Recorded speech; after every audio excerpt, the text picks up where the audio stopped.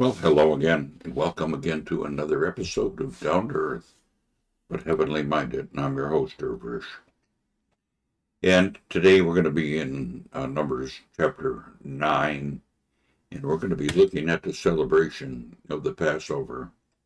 Got to have some coffee before that, though. Well, let's get our scripture up here this morning, and we're looking at, like I say, the Passover celebrated. And the Lord spoke to Moses in the wilderness of Sinai in the first month of the second year after they had come out of the land of Egypt, saying, Let the people of Israel keep the Passover at its appointed time on the 14th day in this month at twilight. You shall keep it, and at the appointed time, according to all the statutes and all the rules, you shall keep it. So Moses told the people of Israel that they should keep the Passover, and they kept the Passover in the first month, on the 14th day of the month at twilight, in the wilderness of Sinai, according to all that the Lord had commanded. Now Moses commanded Moses, so the people of Israel did, and they were certain men who were unclean through touching a dead body, so that they could not keep the Passover on that day. And they came to Moses and Aaron on that day.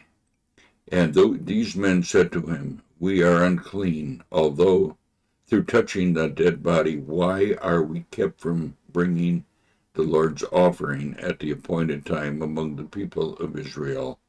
And Moses said to them, Wait, that I may hear what the Lord will command concerning you.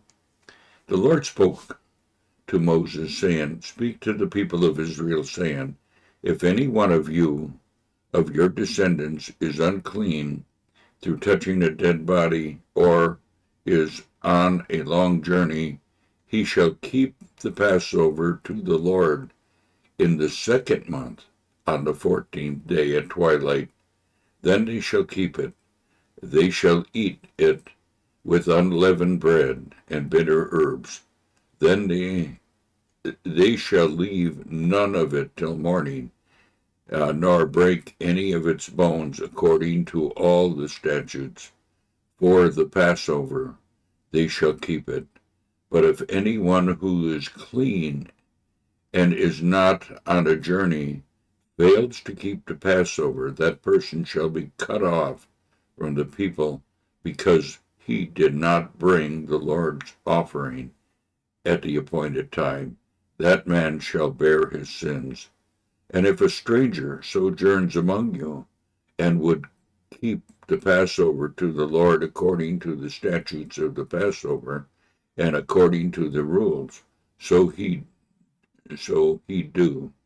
You shall have one statute both for the sojourner and the native. So now we come to the cloud covering the tabernacle again. This was something that happened quite often, and as long as the cloud or the fire stayed over the tabernacle, the people of Israel could not move. But when they stayed over them, they remained. So on that day that the tabernacle was set up, a cloud covered the tabernacle, the tent of the testimony, and at evening it was over the tabernacle like the appearance of fire until morning. So it was always the cloud covering it by day, and the appearance of fire by night. And whenever the cloud lifted from over the tent, after the people of Israel set out, and in its place where the cloud settled down, there the people of Israel camped.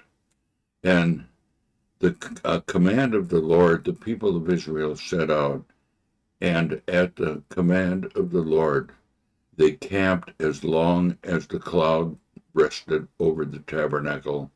They remained in camp. Even when the Lord continued over the tabernacle many days, the people of Israel kept the charge of the Lord and did not set out. Sometimes the cloud was a few days over the tabernacle, and according to the commands of the Lord they remained in camp. Then according to the command of the Lord they set out. And sometimes the cloud remained from evening until morning, and when the cloud lifted in the morning they set out, it or if it continued for days, for a day and a night, when the cloud lifted they set out. Whatever it was, 2 days or a month or a long time, that the cloud continued over the tabernacle, abiding there, the people of Israel remained in camp and did not set out. But when it lifted, they set out. At the command of the Lord they camped, and at the command of the Lord they set out.